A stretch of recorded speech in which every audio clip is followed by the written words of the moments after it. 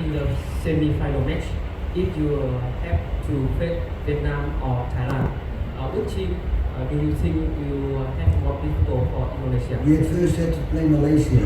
I don't think about the game after. We had to play Malaysia, and I think that's an important game because I think it's also good for the crowd. So I don't think about the game after.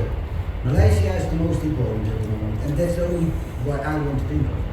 Ya, jadi yang dipikirkan terlebih dahulu adalah pertandingan berikutnya melawan Malaysia. Untuk Vietnam dan Thailand belum banyak mau dipikirkan karena melawan Malaysia merupakan partai yang penting untuk kita semua dan juga untuk para supporter yang datang. Jadi fokus ke situ. Okay. Good evening, Coach. I'm Diego from CNN Indonesia TV. Coming up, the game against Malaysia, what do you think we need to anticipate against them? Thank you. But for I think the most important thing for us is that we play our own game. You know what I try to tell my players every time, that we are better than everybody think. I think we have very good players, and if they get that trust, then I think we can show that we are really very good. And I think today, okay, it was 1-0, but I think there was only one team who can score 3-4 goals. And that's not because I want to talk about the opponent, but I think we play a very good game today. Oke, jadi pertandingan yang untuk ini sebenarnya sangat baik. Jadi kalau para pemain memiliki kepercayaan diri dan mereka bisa menunjukkan mereka memiliki kualitas yang sangat bagus, bahkan lebih bagus dari tim-tim yang lain.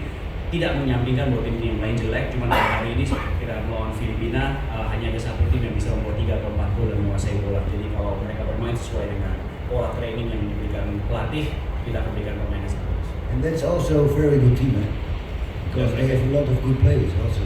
Dan mereka juga tim yang sangat bagus dengan pemain-pemain yang luar biasa.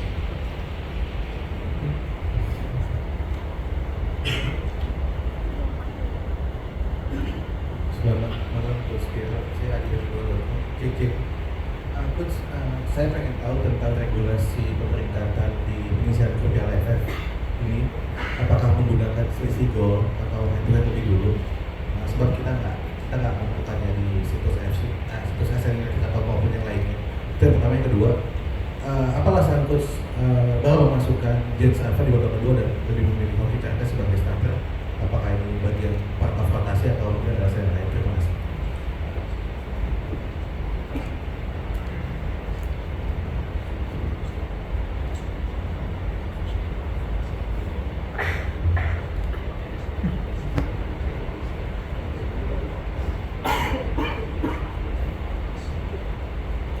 Okay, the first of all is I think that if you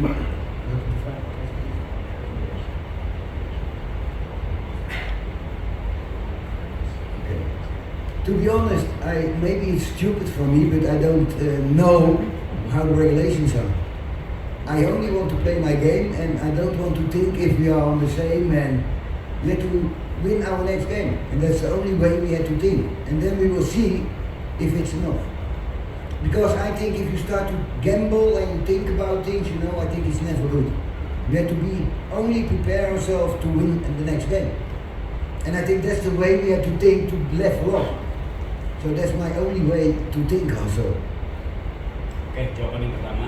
Jadi untuk regulasi mungkin agak sedikit aneh untuk menjawabnya, tapi juga kurang mengerti bagaimana itu bekerja regulasinya. Tapi yang penting sekarang adalah bagaimana kita memenangkan pertandingan. Dan kalau kita sudah memenangkan pertandingan berikutnya, baru kita melihat apakah nilai yang kita miliki atau posisi gol itu cukup, baru kita pikirkan langkah selanjutnya. Tapi untuk regulasi untuk saat ini, bagaimana kita meningkatkan level kita adalah kita bermain untuk menang. From hockey, listen, we have a squad from 23 players, and I think it's important that every player give everything.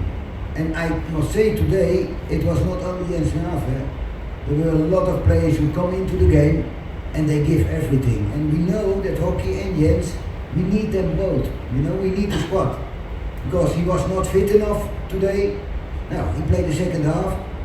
And next time is maybe that he will play the first half and hockey because I think we had to press, and I think the way we want to play, we always are up front, and that's the way that is hard for a young player. Oke, jadi mengenai Jens Raven dan hoki, kita memiliki 23 pemain dalam squad.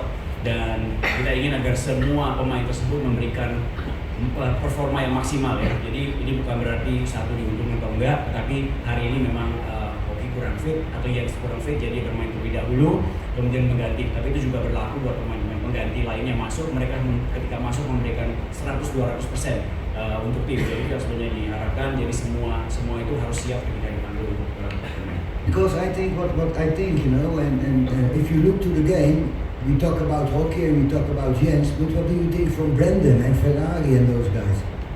That they were also very important for us the game before. And they had to push themselves to a higher level, and I think we do. But we all need to do it together. Jadi bukan hanya mengenai Jens atau Hockey, tapi misalnya contohnya ada Ferrari dan juga ada Brandon yang juga sangat penting buat tim. Jadi untuk meningkatkan performa adalah bagaimana semuanya memberikan lagi yang terbaik dan push themselves ya untuk ke level yang tertinggi. And this is only example because there are much more players. Maulana, you can call them all. Jadi ini hanya sekedar contoh aja, ada contohnya seperti Ahmad Maulana juga misalnya.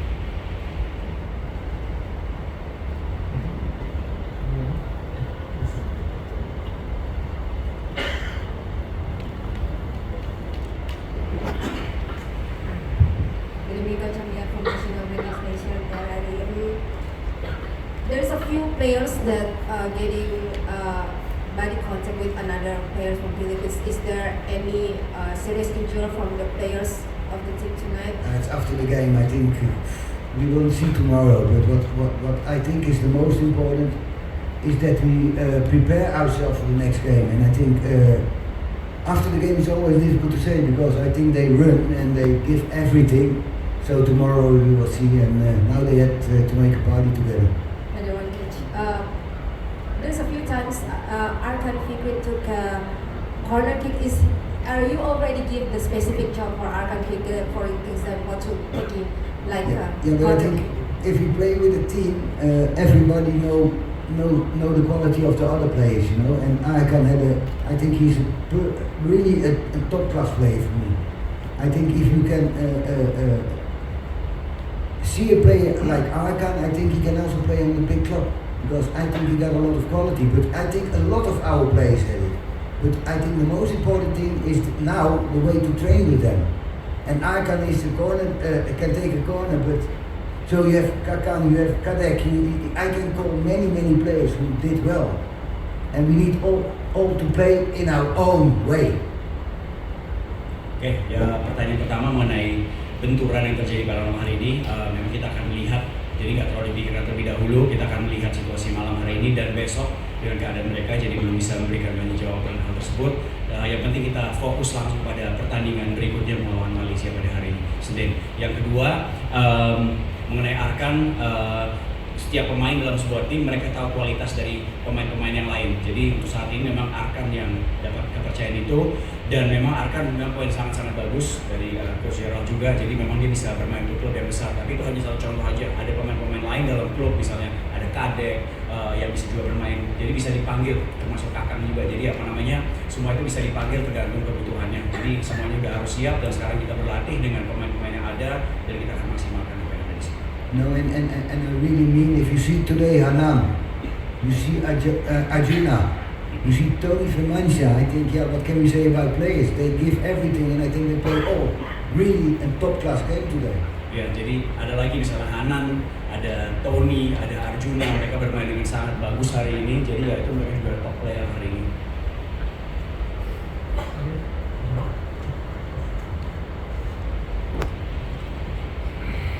Ya. Selamat malam Coach, saya Boy dari Pantau.com. Jika melihat dari pertandingan sebelumnya melawan Brunei, saya melihat itu permainan timnas Indonesia sangat cair, sangat fluid gitu, memainkan one to touch pass, passing cepat. Tapi pada malam hari ini sangat tidak kelihatan sama sekali. Apa yang menyebabkan hal itu terjadi? Apakah memang karena permainan yang pressure tinggi dari Filipina dan permainan yang sedikit kasar dari timnas Filipina sehingga sangat berbeda jauh ketika melawan Brunei kemarin? Terima kasih. He asked, when we play against Brunei, we play quick pass 1-2, and then he can see that how fluid it is. But tonight he doesn't really see it. What's the cause of it? Is because Filipina is a better opponent in playing, or because they pressing hard, or because Philippines playing hard by tackling us? But I think it's totally different games, you know. And I think today I see it because I think we had a lot of chances, and I think they don't have many chances. I think maybe 0, and I think we can score today 4 or 5 goals against a very good team. Huh? So if you don't see it, I see it today. So I'm more happy than I think you are today. Jadi kita melihat dari sisi yang berbeda.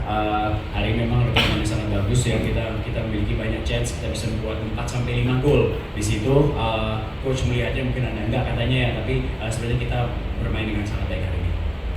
Oke, asumsi.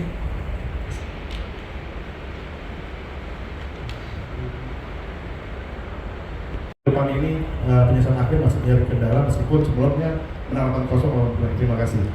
Okay, he was asking because we were winning 1-0, and there's a question because the goal comes from our own goal, and we don't score a goal. Is there a problem with our strikers that we couldn't score a goal, or doing the other solution for it? You know, that's always in the game, you know, against Brunei we score 8 times, and today we also could score 4 or 5 goals. And I think if you see the game today, and you see the game against Brunei, Jens Graven scored 6 goals, Hanan 1 goal, Vicky 1 goal, so we have goal scorers. But you also have to be a little bit lucky. 1 goal was offside, they said, I don't know if it's right. I think we get a lot of chances, and the only thing is, if you don't get chances, you will not score goals. But if you make chances, you will score goals at the end. Oke, jadi bermain bola memang juga kadang-kadang ada keberuntungannya ya. Kita melawan Brunei, kita mencetak 8 gol, Jens Graven buat 6, ada Arkan 1, dan Hanan 1. Jadi kita memiliki pemain-pemain yang bisa mencetak gol. Nah, hari ini kita mencetak gol juga, tapi nggak tahu tadi itu golnya Jens itu offside atau enggak, nanti harus dilihat kembali. Tapi sebenarnya dalam permainan ya kita memiliki kesempatan peluang yang harus menyelesaikannya, tapi bisa juga keberuntungan yang penting kita ambil hasil yang terbaik. Oke, finish. Thank you everyone. Thank you. Thank you.